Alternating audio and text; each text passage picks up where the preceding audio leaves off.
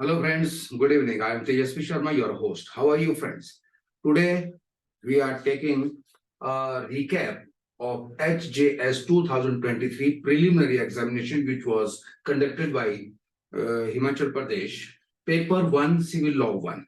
We are giving you the key with description, not a simple key that option A, B, C, D and option C is correct. No, I will explain every answer and will coincide it with the logical legal aspect. Okay, then come on. इसका एक फायदा आपको ये रहेगा, paper हो गया है, सभी ने पेपर दे दिया है और पेपर का रिजल्ट आने वाला है। तो रिजल्ट जिनका अच्छा आएगा, जो आगे के लिए क्वालिफाई करेंगे यानी कि मेन के लिए, उनके लिए भी ये टॉपिक बहुत जरूरी रहेंगे। क्यों? क्योंकि जो 3 पेपर आपके दोस्तों हुए हैं, इन 3 पेपर्स में से ही काफी क्वेश्चंस आपको मेन के अंदर भी आने वाले हैं। सो कि आपके पास ऑलरेडी पहुंच चुकी है और आप खुद आश्वस्त हैं कि किसके कितने मार्क्स आए हैं, लेकिन फिर भी फॉर द नॉलेज से अगर हम इसको थोड़ा एक्सप्लेनेटरी एंगल से करते हैं तो it will be beneficial for all of us. Okay, तो इसी चीज को ध्यान में रखते हुए HJS 2023 preliminary paper 1 civil law 1, here is the explanatory की। Question number 1, which of the following is not a suit of civil nature. ये क्वेश्चंस जो वहां पर आए हैं उनका ही आंसर होगा यहाँ पर। Which of the following is not a suit of civil nature. Not a suit of civil nature के ऊपर जरा कंसंट्रेट करना। Option A, suit in which the right to property is contested. 1, suit in which the right to office is contested. Number 3, suit relating to taking out a religious procession. 4, suit against expulsion from caste. These are the 4 options of this question and you have to choose one. How you will choose that? Let's move. First of all, friends, we must know which are the suits of civil nature and which are not. It is explained in section 9 of CPC. Section 9 of CPC says that every suit is of civil nature unless and until it is not barred by any special statute. सभी तरह के suit civil nature के हैं, लेकिन वो suit नहीं जो कि स्पेशली पर्पस के लिए बार्ड है कि नहीं, ये सिविल सूट नहीं है, it will be taken up by in some other statute. Okay, तो सेक्शन 9 के ऊपर ये क्वेश्चन आया है, तो इसमें थोड़ी सी एक्सप्लेनेशन ले लेते हैं what section 9 says. A suit in which the right to property or to an office is contested. Right to property and office is contested. दो ऑप्शन जो हमारे ऊपर की हैं वो दोनों इसमें आ जाती हैं। Is a suit of civil nature. It means question क्या है, नेगेटिव है, which are not civil nature suits. तो यहां दो सूट्स आ गए, दो चीजें आ गई, right to property and office is contested, they are suit of civil nature. दो ऑप्शंस एक्सक्लूड हो गई। अब आगे, notwithstanding that such right may depend entirely on the decision of a question as to religious rights or ceremonies. इसको थोड़ा सा explanation के अंदर लेते हैं। अब सिविल सूट क्या, कौन सी चीज होगी, कौन से जो डिस्प्यूट्स है वो सिविल होंगे और कौन से नहीं होंगे। तो इसके ऊपर राइट्स, रिलीजियस राइट्स और सेरेमनीज भी आती हैं, लेकिन यहां भी एक कंफ्यूजन है, एक्सप्लेनेशन है उस चीज की। बेसिक क्वेश्चन जो प्रिंसिपल क्वेश्चन है वो राइट टू प्रॉपर्टी का होना चाहिए या फिर right to office is contested. अगर उसके बीच में सब्सिडरी कहीं religion, religious rites and ceremonies की बात आ जाती है, that is a civil suit of civil nature, sorry suit of civil nature. लेकिन अगर कहीं प्रिंसिपल क्वेश्चन रिलीजियस रेट्स और सेरेमनी से आता है, प्रिंसिपल क्वेश्चन, बेसिक फैक्ट, तो वो सिविल नेचर का नहीं होगा। अलबत्ता अगर राइट टू प्रॉपर्टी और office and office is contested और उसके अंदर कहीं सब्सिडरी, इन दोनों में से कोई भी चीज आती है, that can be decided by the honourable court, but subsidiarily it will be decided. So in nutshell, every suit where the principal question of law or the fact is that it is a property right or a office right, then only they are the suits of civil nature. अब यहाँ एक description आती है हमारे पास। Suit of civil nature within the meaning of section 9 of the code. कौन कौन से सूट्स हैं जो कि सिविल नेचर के माने जाएंगे? एक थोड़ी सी डिस्क्रिप्शन देता हूं आपको। Suit relating to right to in property और टू एन ऑफिस कंटेस्टेड, पहली चीज। सेकेंडली, इसके साथ साथ और जुड़ी जो चीजें, suits relating to restitution of conjugal rights. Restitution of conjugal rights का मतलब है पति पत्नी के बीच में कोई दरार आई है, उसको रेस्टिट्यूट करना, यानी उसको दोबारा से जोड़ना है, कंजुगल राइट्स को। Okay, restitution of conjugal rights. And third one है suit for dissolution of marriage.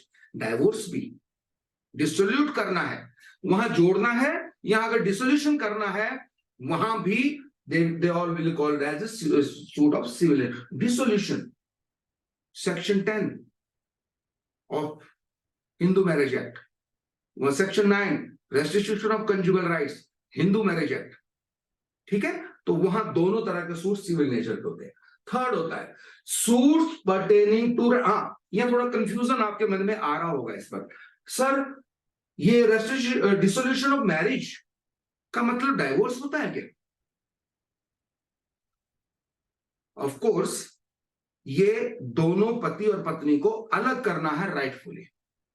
Dissolution of marriage और divorce are different things.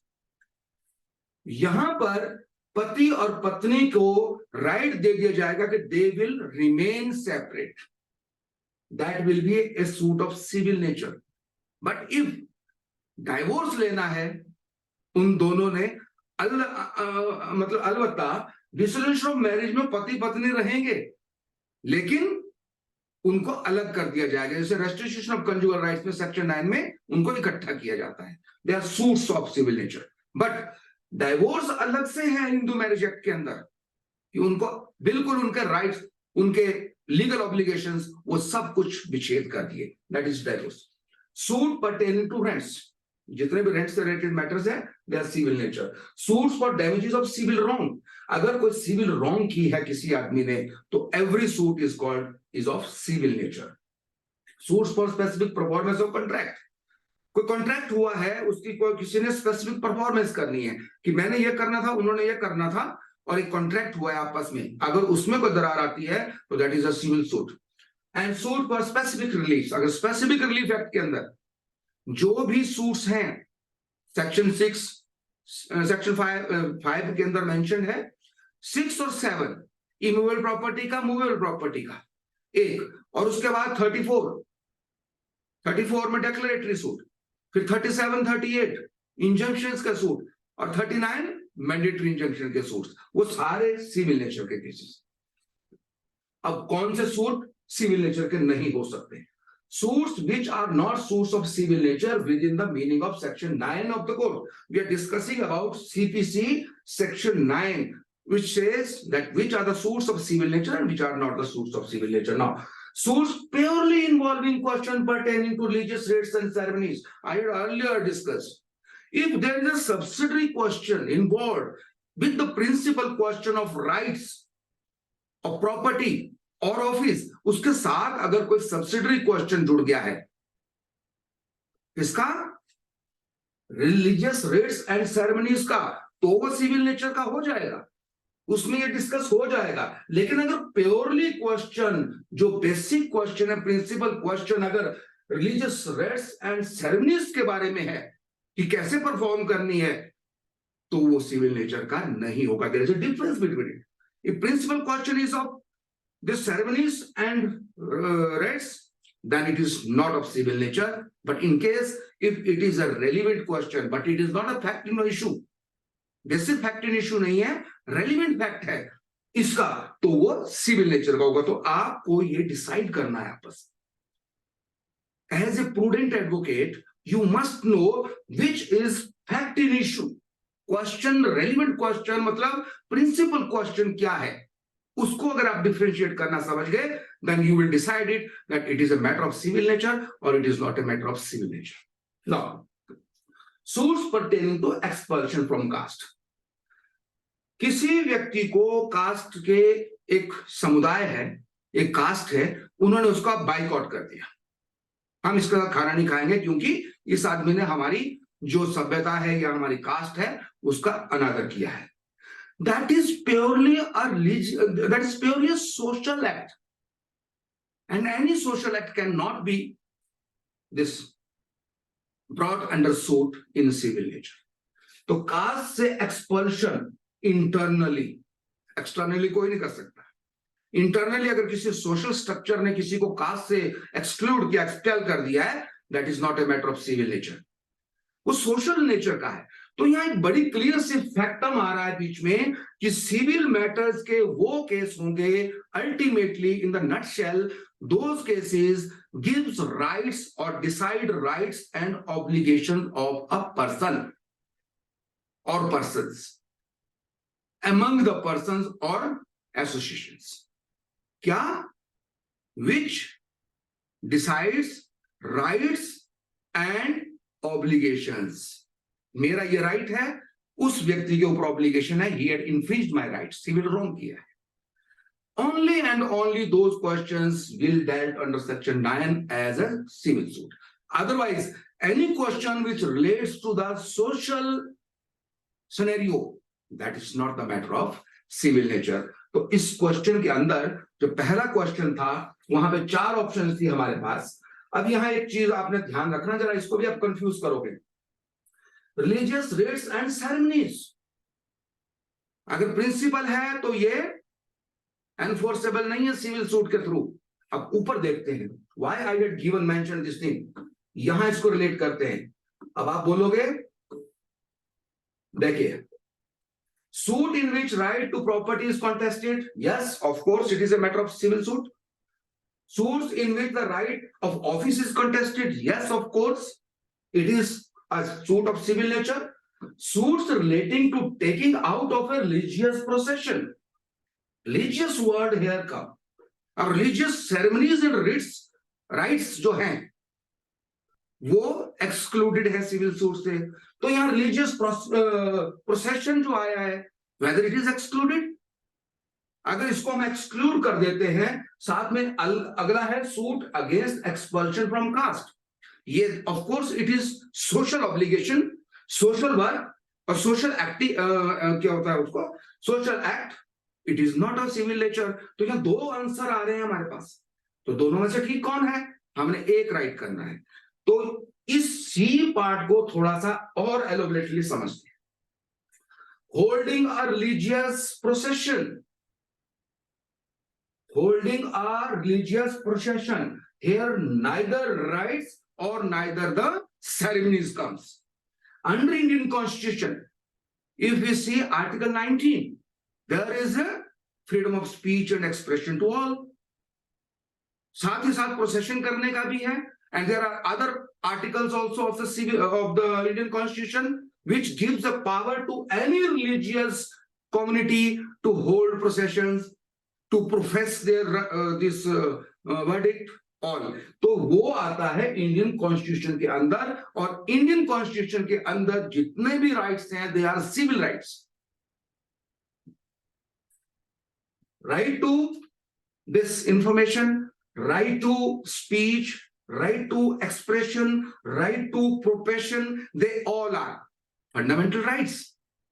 So fundamental rights are always legal rights, and that can be enforced. So in case this question, this particular part comes from the Indian Constitution, we derive it from that. Any legal action or any legal matter which is incorporated in the Constitution, that is a civil nature matter, and if there is a civil nature matter, then it can be enforced by the civil suit. So in these 3, all are wrong in respect to this question. They all are of civil nature, and this one, D1, is not of civil nature. I hope so. In a nutshell, जो मैंने अभी आपको explanation दी है वो आपके काम आएगी, कहीं भी काम आएगी, एग्जामिनेशन के काम आएगी, कोर्स में काम आएगी, और अपने लीगल सिनेरियो में काम आएगी। तो ये था हमारा आंसर, और आंसर आया है इसका डी आंसर है, यानी expulsion from caste is the right answer of question number 1। We may discuss in this 30 or 40 minutes this class or interaction हो सकता है हम 3 या 4 या 5 क्वेश्चन ही कर पाएंगे, लेकिन इतना जरूर है कि वो कंप्लीट कराऊंगा 50 क्वेश्चंस को। इसमें 4 दिन लग जाए, 5 दिन लग जाए, छोटा छोटा करेंगे, लेकिन उसके साथ एक वाइड एंगल लेके चलेंगे हम, wide angle that will help you in next जो आपके अगले कोई टेस्ट आ रहे हैं या फिर अगला सिनेरियो आपके लाइफ का है, हर एंगल से। और इन्हीं में से कोई ना कोई क्वेश्चन, ये समझ लीजिए, मैं पहले बोल चुका हूं, फिर बोल रहा हूं, 4 या 5 क्वेश्चंस अगर सिविल लॉ 1, सिविल लॉ 2 और क्रिमिनल लॉ 1, इन तीनों को अगर आप इस तरीके से पढ़ोगे, इस तरीके से देखोगे, तो डेफिनेटली हर पेपर के अंदर 3 या 4 क्वेश्चंस इनसे ही रिलेटेड होंगे। बाकी ये प्रेपरेशन भी है किसके लिए? मेंस के लिए। चलिए अब next question, choose the correct alternative from the assertion. 2 statements आ रही है हमारे पास। अब असर्शन बोला किसी ने और उसको रीजनिंग के साथ आर है, ए और आर। एक असर्शन आती है, a suit may be barred from the cognizance of the civil code on the grounds of public policy. एक असर्शन आई कि जो सूट्स पब्लिक पॉलिसी के अगेंस्ट होते हैं, जिसको ग्राउंड बनाया जाए पब्लिक पॉलिसी को चैलेंज करने का, वो सूट कोर्ट नहीं लेता, यानी कि they are not the matter of cognizance of the civil code. Court नहीं ले सकता उसमें कॉग्निजेंस, ये है। अब इसको साथ अगला रीजन जोड़ दिया, a court should not continuance matters injurious to the public weal, कि कोर्ट को वो मैटर्स नहीं लेने चाहिए जो कि पब्लिक वील यानी पब्लिक पॉलिसी या पब्लिक के रनिंग को रोकते हो, उनको इंजूरियस, उनको इंजरी पहुंचाते हो उनके कॉन्टिन्यूएंस में।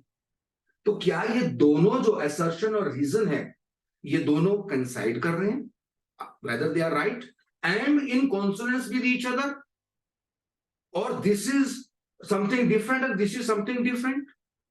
इसके अंदर हमने आंसर लेना है। Both A and R are true. पहला आंसर आता है हमारे पास option, and R is the correct explanation of it, कि पब्लिक मैटर को कॉग्निजेंस नहीं लेगा कोर्ट, और कोर्ट को उसको कॉन्टिन्यूअस में नहीं रखना चाहिए जो मैटर पब्लिक पॉलिसी से रिलेटेड हो। तो ये एक, क्या ये दोनों ठीक है? क्या एक ही कंटेंट बन रहा है ये, या डिफरेंट डिफरेंट कंटेंट बन रहे हैं? Second, both A and R are true but R does not explain A correctly. हैं दोनों ट्रू, लेकिन ए और आर के बीच में आपस में कोई तालमेल नहीं बन रहा है।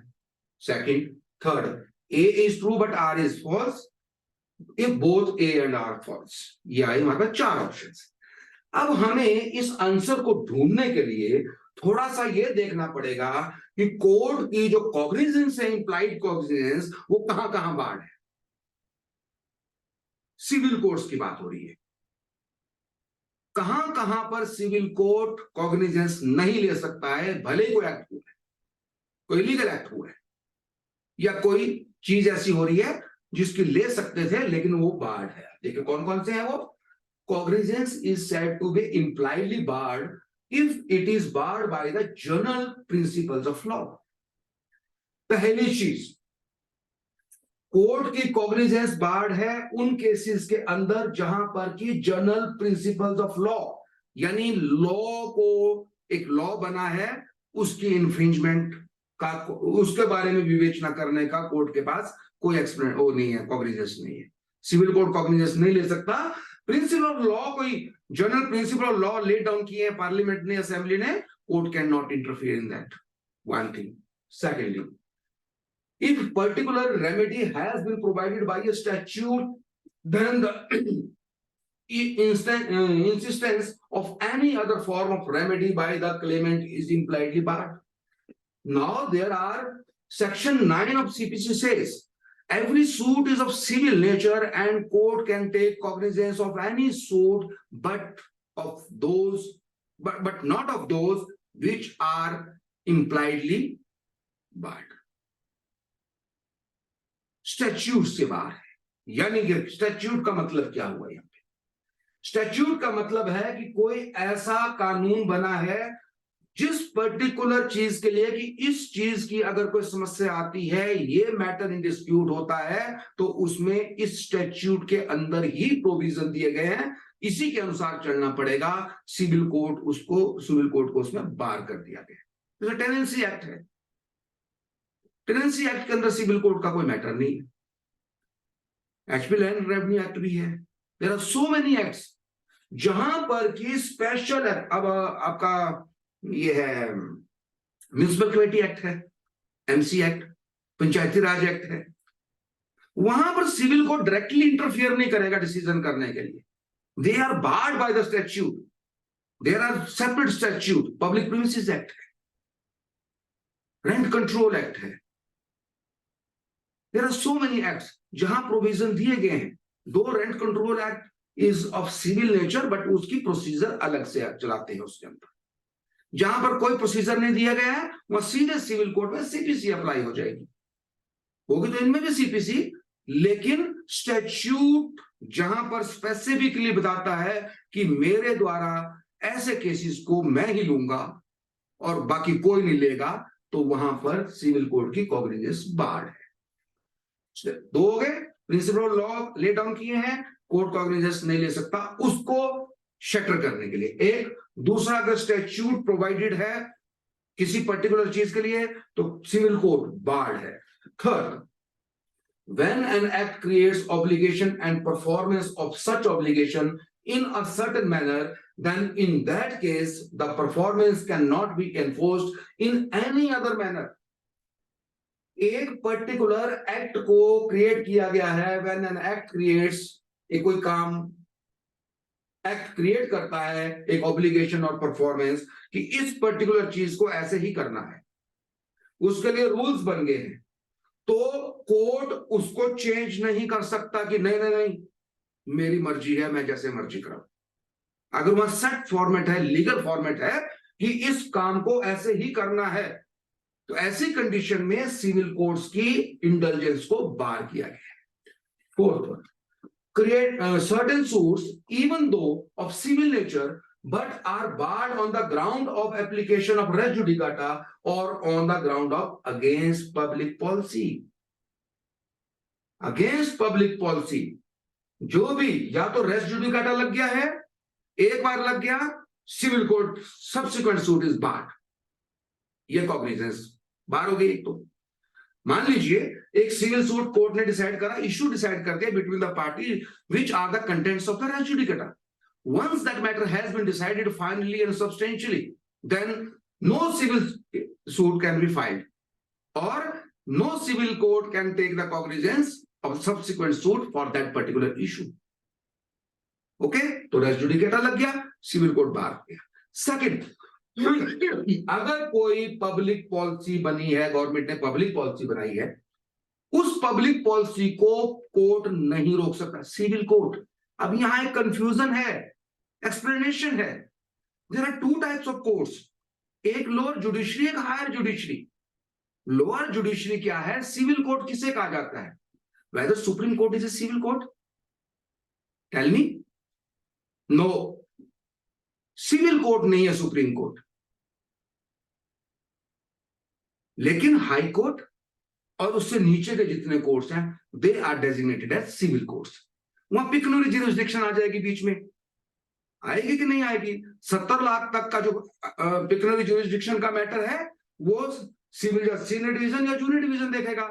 30 लाख तक का जूनियर डिवीजन, 70 लाख तक का सीनियर डिवीजन। उसके ऊपर डिस्ट्रिक्ट जज will become the principal court of the civil nature, civil court, principal civil court बन जाएगा। और उसके बाद अगर उससे ऊपर की ज्यूरिसडिक्शन है, चाहे करोड़ों की, अरबों की है, खरबों की है, तो प्रिंसिपल सिविल कोर्ट कौन बन जाएगा? Honourable high court. उसके बाद कोई पावर नहीं है सिविल कोर्ट की आगे। जितने भी मैटर्स हैं, सिविल मैटर्स को अगर supreme court, honourable supreme court देखता है, तो वो सिर्फ एपीलेट ज्यूरिसडिक्शन के अंदर देखता है, अपील के अंदर देखता है। ओरिजिनल ज्यूरिसडिक्शन नहीं है सुप्रीम कोर्ट के पास।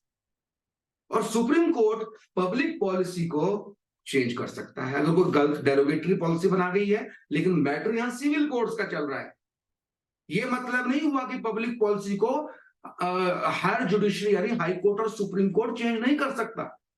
कर सकता है, लेकिन एज ए सिविल जज या सिविल कोर्ट बन के नहीं कर सकता, वो चैलेंज नहीं हो सकती। Okay, this is the meaning of this particular word. तो यहां आंसर क्या है? पहला असर्शन क्या था? अब असर्शन को दोबारा देख लेते हैं कि ये था, a suit may be barred from the cognizance of the civil court on the grounds of public policy. Yes, आगे नीचे पब्लिक पॉलिसी के ऊपर सिविल कोर्ट बार्ड है। एक, क्योंकि ए कोर्ट शुड नॉट, इसलिए a court should not continuance matters injurious to the public weal. Public policy के खिलाफ है, इसलिए कोर्ट को नहीं लेना चाहिए, कॉन्टिन्यूस नहीं करनी चाहिए। तो दोनों असर्शन एक दूसरे से कंसाइड कर रहे हैं, दोनों ट्रू हैं, इसलिए सॉरी, जो इसका आंसर है वो ए आता है। I hope so you are enjoying this thing. अब ये लेक्चर बहुत लंबा हो जाएगा अगर हम एक एक चीज के ऊपर ही, एक चीज के ऊपर एक पूरा लेक्चर है, लेकिन मैं थोड़ा सा बेयर आइडिया आपको दे रहा हूं, बस अब पढ़ना आपने है। डोंट थिंक कि एक लेक्चर हो गया और हम सीपीसी, आईपीसी, सीआरपीसी में माहिर हो गए। ये थोड़ा सा जो क्लासेस हैं फ्रेंड्स, या टीचर है या कोई आपका सीनियर है या एक डिस्कशन है, वो एक पॉइंट निकालती है। अगर उसकी एलोबरेशन देखनी है, उसका मैग्नीट्यूड देखना है, you have to do yourself. आपको अपने आप मेहनत करनी पड़ेगी। आपको हमने एक लाइन ऑफ एक्शन दिया है सिर्फ, उस लाइन ऑफ एक्शन को अब आपने आगे कैसे बढ़ाना है। जितना यहां लिखा गया है इससे भी बहुत और ज्यादा है, बहुत ज्यादा है। तो आप जाइए ना उसके अंदर, बेयर आइडिया रास्ता आपको मिल गया, go in that deep into the roots. Okay, now question number 3, which of the following situation is covered under the principle of constructive res judicata? There is a word res judicata, you know it is under क्या, section 11 of CPC। res judicata, what res judicata says कि कोई भी matter, fact in issue, अगर किसी court के अंदर both parties, तो दोनों पार्टियों के बीच में एक बार डिसाइड हो गया substantial, finally it can not be agitated again. मैंने ऊपर भी डिस्कस किया था थोड़ा सा आपका। तो ये होता है रेस जुडिकाटा। लेकिन यहां वर्ड आ गया कंस्ट्रक्टिव रेस जुडिकेटा। जो constructive res judicata is also the form of res judicata, but it is not like that. Res judicata specially says it is a physical thing, हो चुका है वो काम, दो आदमियों ने सूट फाइल किया, एक आदमी ने सूट फाइल किया दूसरे के खिलाफ, इशू डिसाइड हो गया और अप टू एंड हो गया, उसका फाइनली डिसाइड हो गया, तो वो बार कर देगा। It is a practical matter, sorry res judicata. But in alternative constructive res judicata is something different. क्या डिफरेंस है? What is the principle of constructive res judicata, पहले इसको समझते हैं।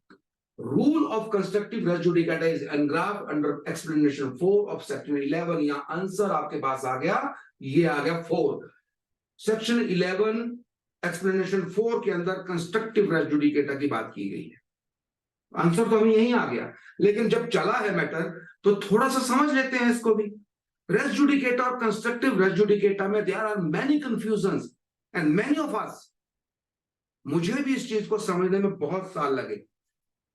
There is a confusion, constructive res judicata क्या जरूरत है इसकी, व्हाट इज मीनिंग इट, तो इसको समझो थोड़ा सा ध्यान से, एक बार डिस्कस कर लेते हैं आपस में थोड़ा सा। Constructive res judicata is an artificial form of res judicata. मैंने ऊपर कहा कि res judicata is a physical form, the work has been done physically, लेकिन ये आर्टिफिशियल फॉर्म है। आर्टिफिशियल का मतलब है जो दिखती नहीं है, जो कुछ नहीं हुआ है, कुछ भी नहीं हुआ है, लेकिन फिर भी रेस जुडिकेटा से रिलेट करती है। It is artificial. अब आर्टिफिशियल कैसे है? एक चीज होती है फ्रेंड्स कि रेस जुडिकेटा के अंदर क्या है कि एक हमारा सूट फाइल हुआ, बार बार दोहराने की जरूरत नहीं है, उसके अंदर एक इशू डिसाइड हो गया और वो दोबारा नहीं उठाया जा सकता। ये हो गया एक कंप्लीशन ऑफ वर्क, कर दिया। लेकिन कंडीशन ये भी थी, कुछ और इश्यूज थे उसी मैटर से रिलेटेड या उसी पार्टी से रिलेटेड, वो भी लिए जा सकते थे उस सूट के अंदर जो पहले डिसाइड हो गया, उसमें लिए जा सकते थे। There was possibility, there was what I can say उनके पास अवेलेबिलिटी थी, लेकिन चाहे जानबूझकर चाहे अनजाने में चाहे जैसे मर्जी उन्होंने उस पर्टिकुलर इशू को वहां उस सेव्ड सूट में नहीं उठाया, नहीं उठाया, छोड़ दिया, चलो अगले सूट में देखेंगे इसको, पहले ये कर लेते हैं फिर अगले सूट में देख लेंगे, थोड़ा इस पार्ट को पीस मील वर्क किया।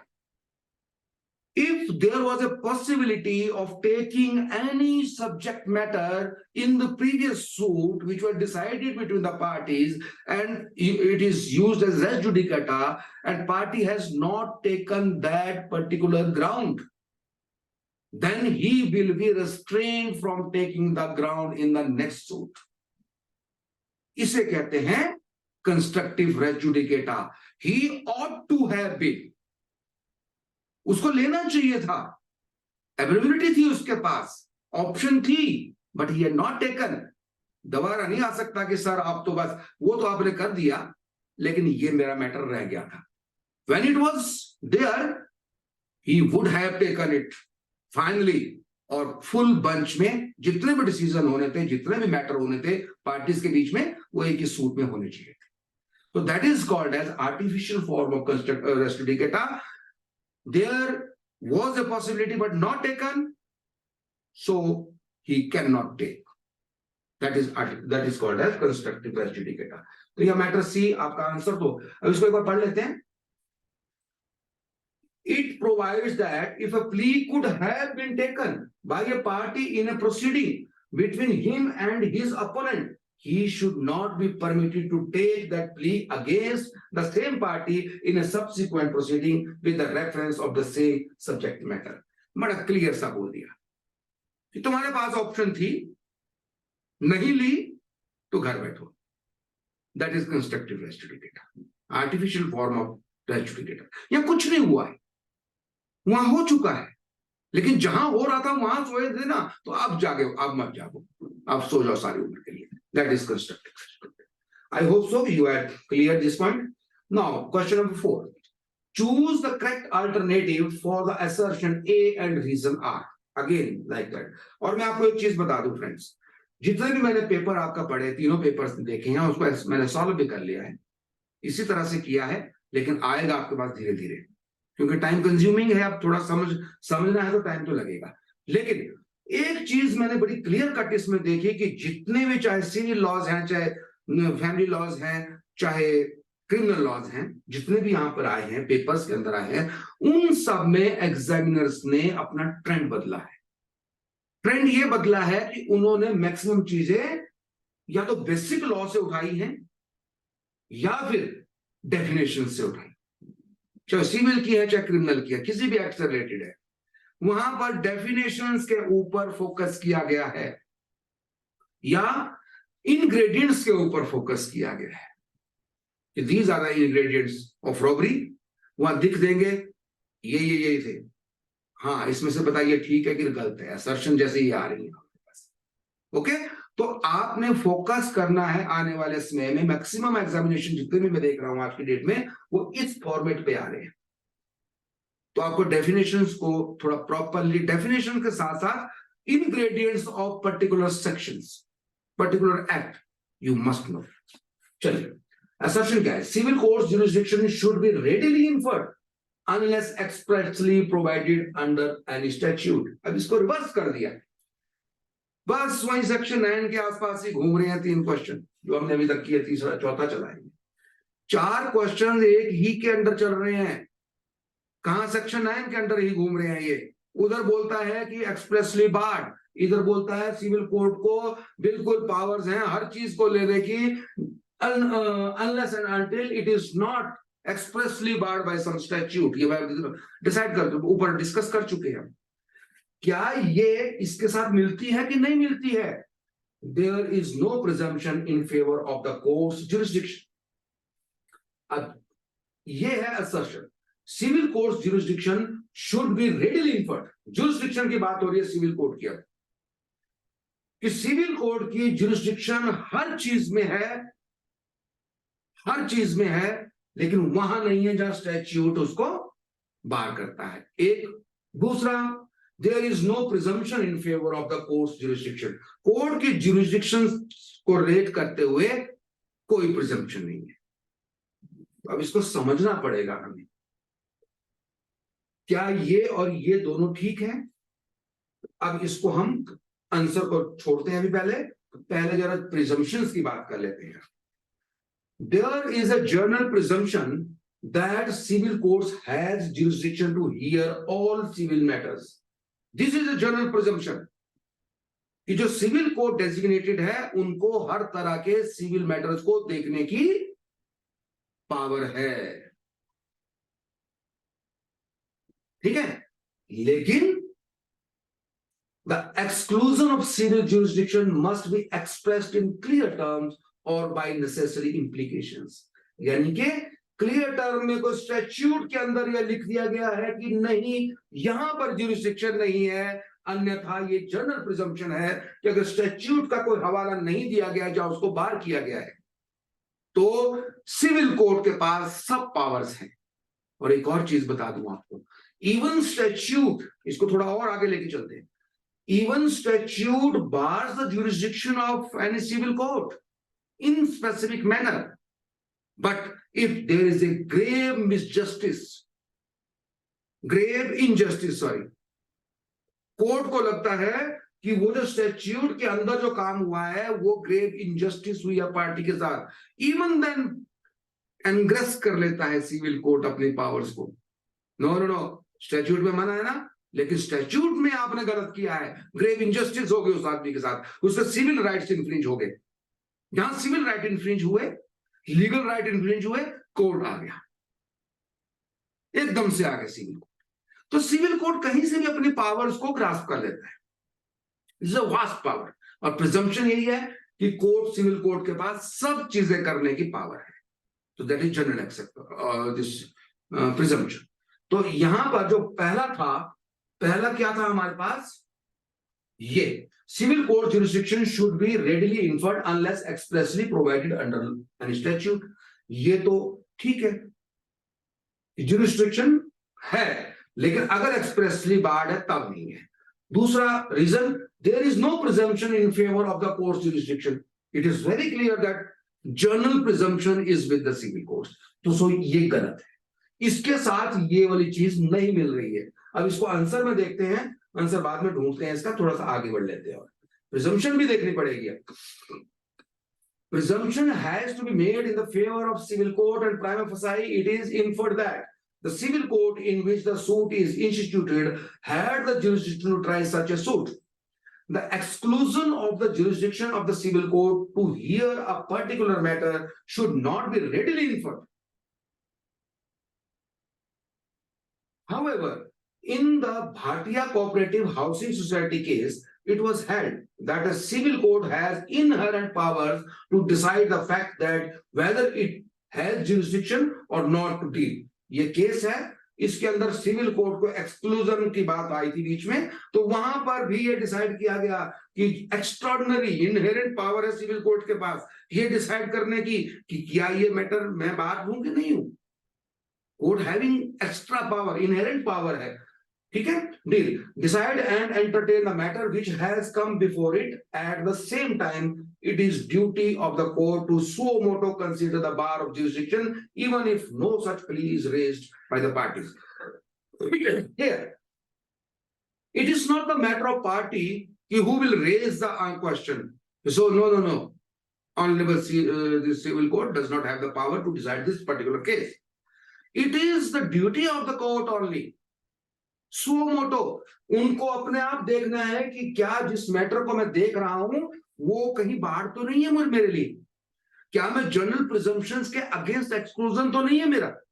तो कोर्ट को खुद देखनी है ये चीज, और जहां पर ग्रेव इनजस्टिस की बात आती है वहां कोर्ट ने कैसे पावर लेनी है, इनहेरेंट पावर्स को यूज करते हुए कि नहीं भले ही ये बाढ़ है, भले ही मैं इसमें काम नहीं कर सकता, जुरिसडिक्शन से बाहर है मेरी ड्यू टू सर्टेन स्टैट्यूट और इंप्लाइड बार्ड, इंप्लाइड अथॉरिटी और स्टैट्यूट, लेकिन फिर भी अगर किसी के सिविल राइट्स इंफ्रिंज हो रहे हैं then I will take the jurisdiction. Inherent powers दी गई court. In A.R. Antule versus R.S. Naik, ये केस है. It was held that it is well settled principle that consent can neither confer nor take away jurisdiction of the court. अभी इसमें क्या कहा गया? दो पार्टीज आती हैं, एक जगह सूट फाइल कर देती और वो जुरिस्डिक्शन से बाहर है या कोई और कारण है कि उस कोर्ट में नहीं चल सकता था, लेकिन दोनों पार्टी कोल्यूजन में आकर उन्होंने डिसाइड करवाना था कोई मैटर. हाँ सर, मुझे भी कोई एतराज नहीं है, आप ही सुन लो. हाँ, मुझे भी कोई एतराज नहीं है, आप ही सुन लो. No, it is not the sweet will of the parties where they have to go and under which condition, but under which provision they must come to the civil court. It is the only civil court who will decide where the jurisdiction, whether pecuniary jurisdiction, whether subject matter jurisdiction, or there is a third territorial jurisdiction. That will only be decided by the court where the suit is. एक अंतुले के वाले case में भी यही हुआ था.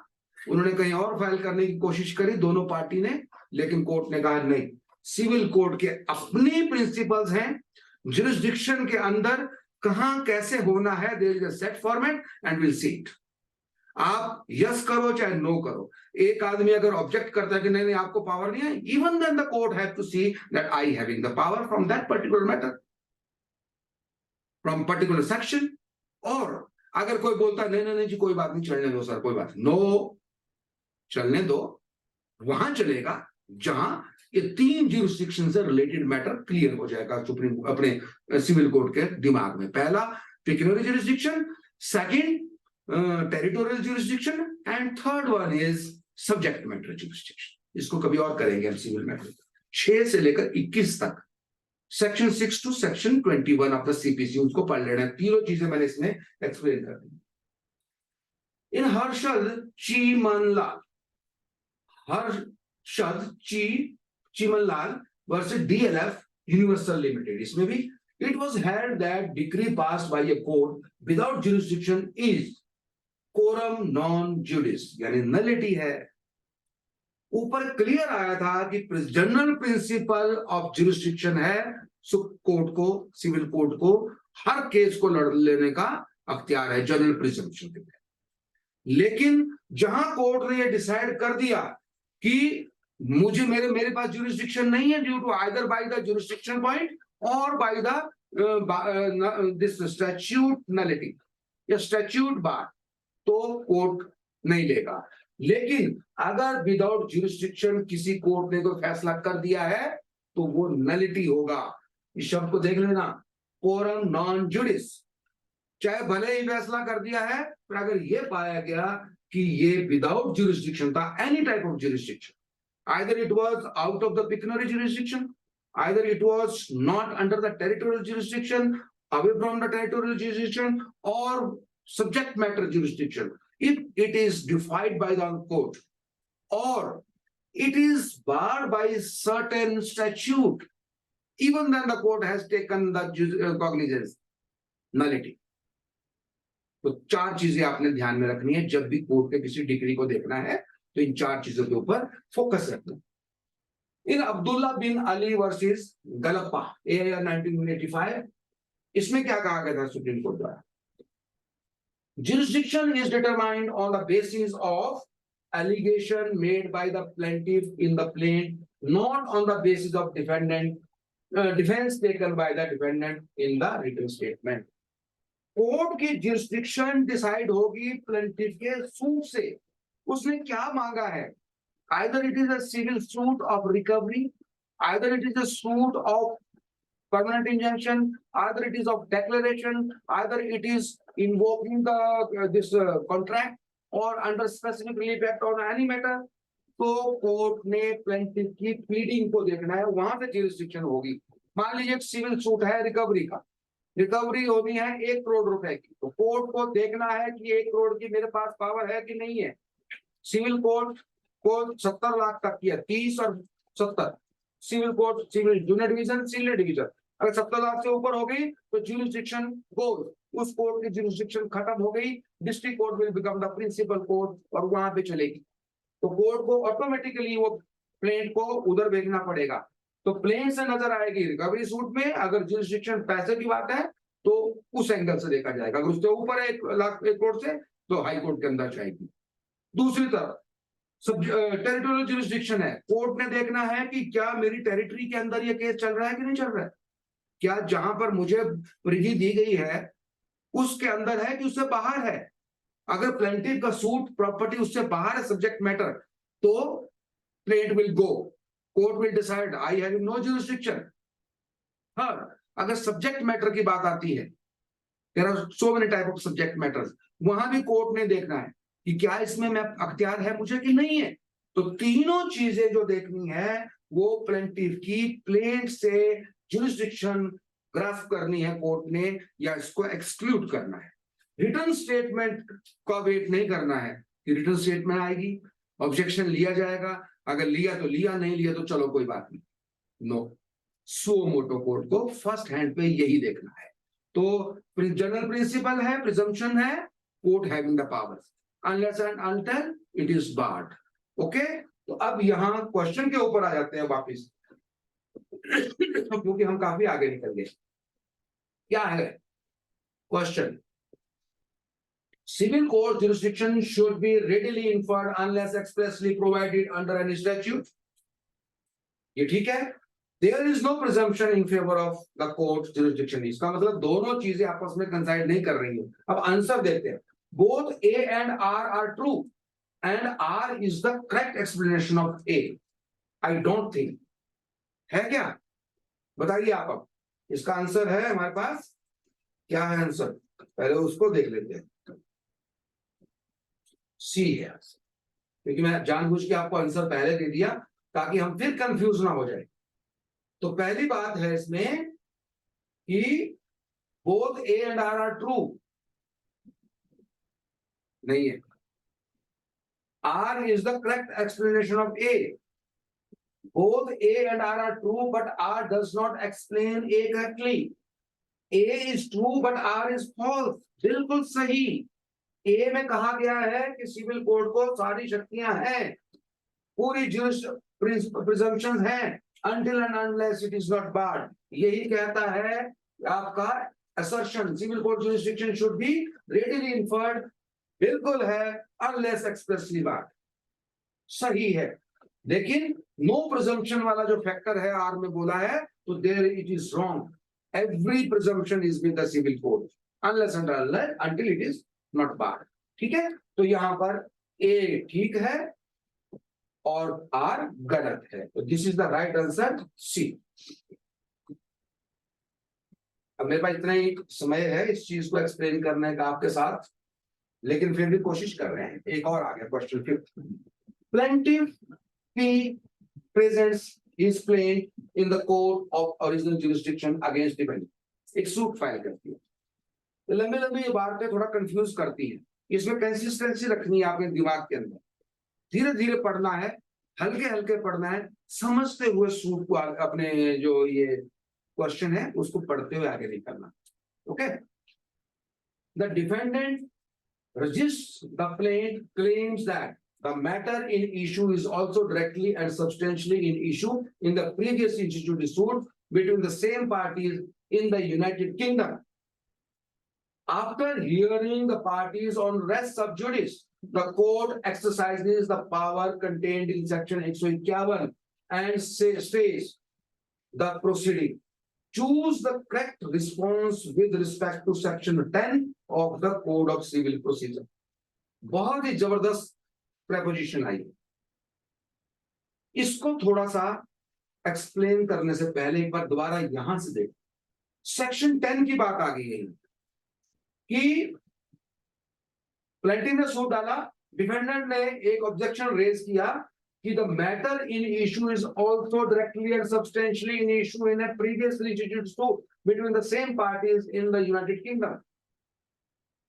UK के अंदर इन्हीं पार्टीज के बीच में एक और केस चल रहा है या चला, उसमें वही सब्सटेंशियल डायरेक्टली सब्सटेंशियल क्वेश्चन था, इसलिए ये सूट बाहर कर दिया जाए इंडिया के अंदर।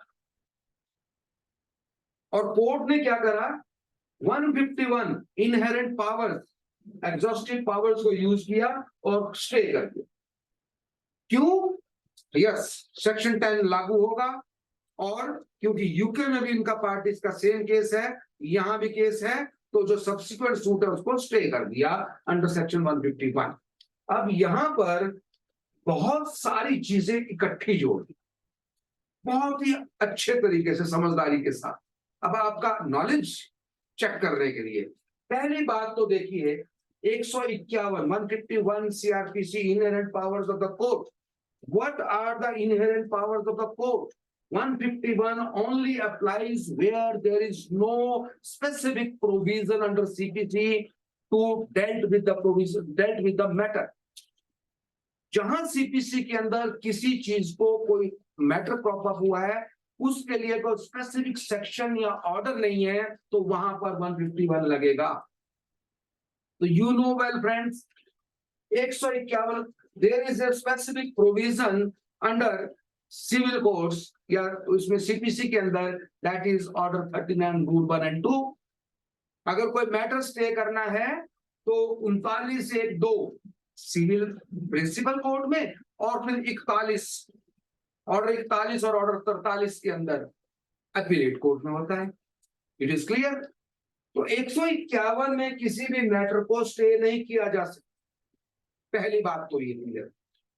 दूसरी बात, क्या सेक्शन 10 इंडिया की प्रोसीडिंग और यूके की दो कंट्रीज की प्रोसीडिंग, अलग अलग कंट्री की प्रोसीडिंग के अंदर क्या इंडिया का section 10 CPC is for India only, not for England, ठीक है?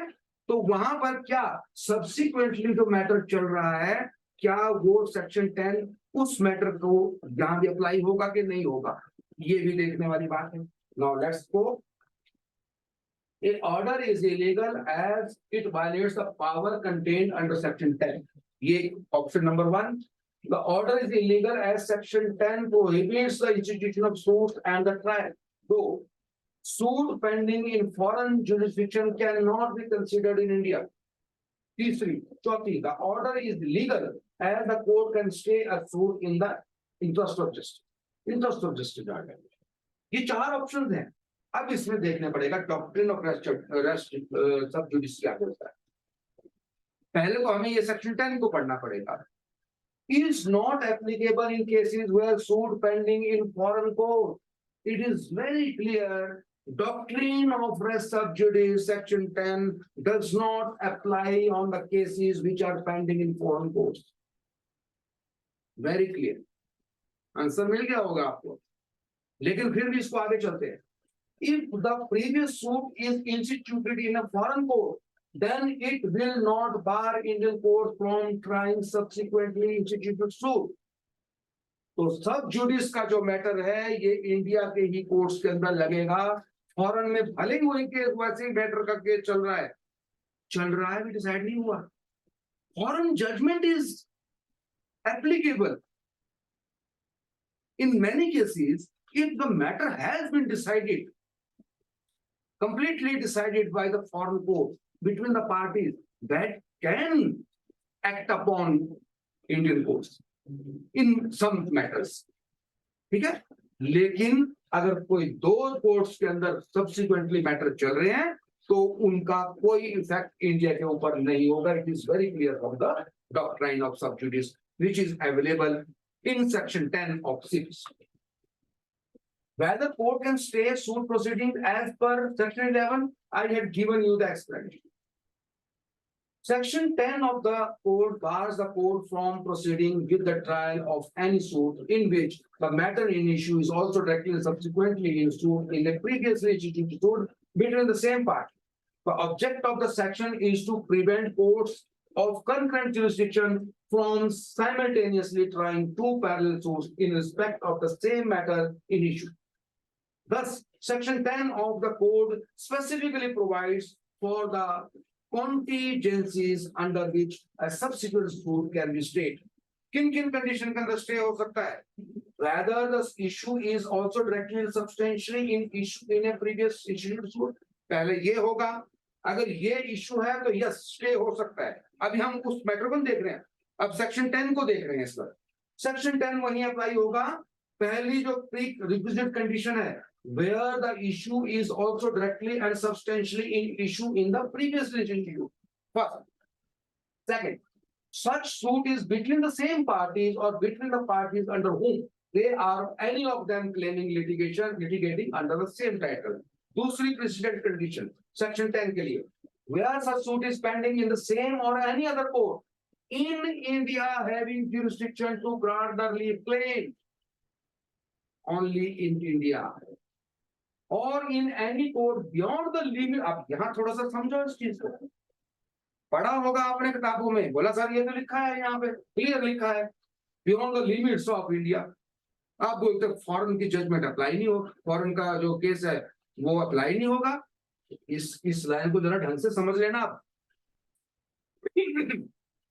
और in any court beyond the limits of India, भले वो इंडिया की लिमिट से बाहर है, एस्टेब्लिश और continued by the central government and having like jurisdiction. India की लिमिट से बाहर कोई कोर्ट है लेकिन उसको गवर्न कौन करता है? इंडिया की सेंट्रल गवर्नमेंट ही गवर्न करती है। This is the difference between foreign court and courts which are beyond the limits of India but they are governed by the central government. Control government का ये central India का control है उसके ऊपर, वहां भी लगता है। और बिफोर द सुप्रीम कोर्ट 3 जगह पर, ठीक है, there is no other provision in the code which provides for stay of suit by the court where the suit is instituted. इन 3 जगह पे ही लगेगे सेक्शन 10, या तो सेम जुरिस्डिक्शन के कोर्ट के अंदर है पेंडिंग, या फिर बियॉन्ड लिमिटेशन ऑफ इंडिया है लेकिन governed by the courts, governed by the Indian government, और in the supreme court. Supreme court कौन सा? भारत का ही, पाकिस्तान का, अमेरिका का, न्यूजीलैंड का नहीं, ठीक है। The court is no other provision code which provides stay order in the suit by the court where the suit is instituted. Section 10 of the code clearly exhausts the contingencies in which such power can be exercised. Therefore, if powers under section 151 of the code are exercised, the same would clearly be a conflict with what had been expressly provided in section 10 of the code. Section 10 को अपने आप ही power है, section 10 को अपने आप power है किसी suit को स्टे करने की। उसको 151 की हेल्प नहीं लेनी पड़ेगी, ना ही 39(1)(2) की हेल्प लेनी पड़ेगी। Section 10 itself can operate it, अगर वो कंडीशन, प्री रिक्विजिट कंडीशंस को मैटर फुलफिल करता है।